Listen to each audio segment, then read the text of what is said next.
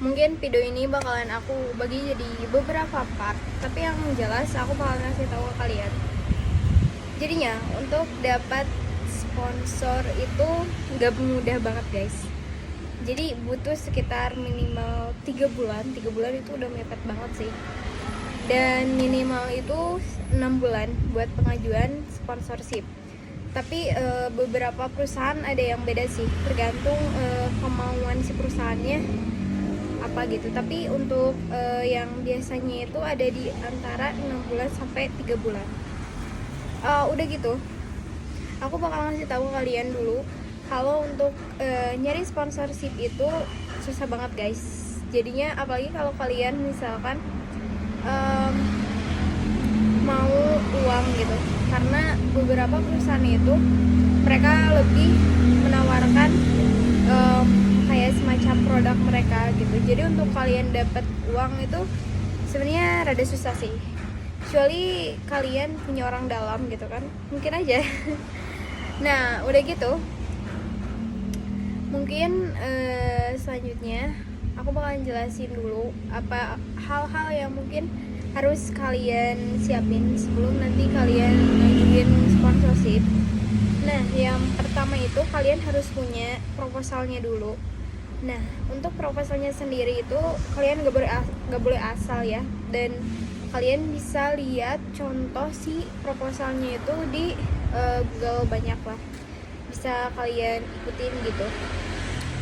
Nah yang jelas di sini di proposalnya kalian harus perhatiin acaranya kalian gimana gitu. Dan yang gak kalah penting, saat pengajuan sponsorship itu kebanyakan ada yang online ada yang offline.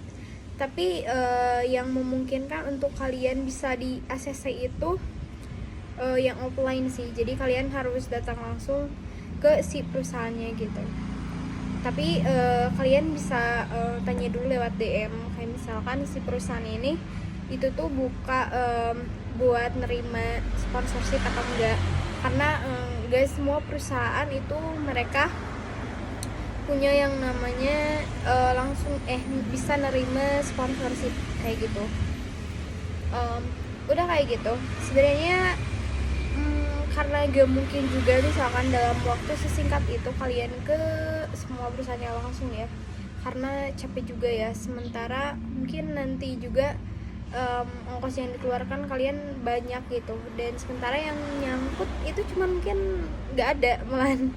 Jadi aku saranin juga kalian bisa kayak ngirimin lewat DM, terus nomor kalau ada, kalian bisa tanya ke orang-orang yang mungkin punya koneksi tentang sponsor kayak gitu. Selain itu juga kalau kalian mau datengin, usahain memang datengin perusahaan yang memang make sure mereka tuh peluang kalian keterima di merekanya itu memang besar kayak gitu. Nah udah, yang pertama itu proposal.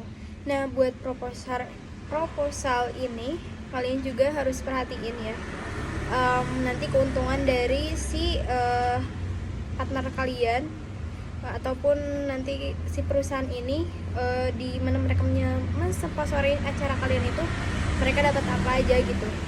Karena di sini tuh kita tanda kutip sama-sama nyari keuntungan gitu. Jadi bukan mereka ngasih sumbangan ke kita gitu.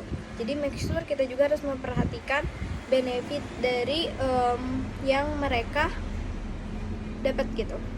Nah biasanya di dalam proposal itu, kalau kalian bisa cek di Google, itu ada semacam paketan sponsorship. Nah di paketan itu kalian bisa nyantumin berapa keuntungan dari si perusahaan kalau mereka bersedia buat ngesponsorin acara kalian, dan kalian dapat apa dari perusahaannya. Kalian bisa lihat contoh-contohnya itu mereka ada yang nyantumin kayak semacam harga-harganya. Jadi misalkan kalian ngasih nih si perusahaannya itu semacam benefit, nanti bisa buka Senbajar, terus nanti mungkin ada ucapan terima kasih. Nah itu terus di bawahnya itu ada berapa gitu paketannya kayak gitu. Dan yang gak kalah penting di proposal itu adalah rundownnya gitu. buat rundownnya sebenarnya gak harus sama persis nanti di acara harus seperti itu, tapi lebih ke nantinya itu si rundownnya itu tuh gambaran besarnya aja gitu, buat patokannya harus sama kayak gitu. Karena tanda kutip si perusahaan juga harus tahu acaranya itu dari jam berapa sampai jam berapa, dan untuk acaranya itu nanti ada apa aja gitu.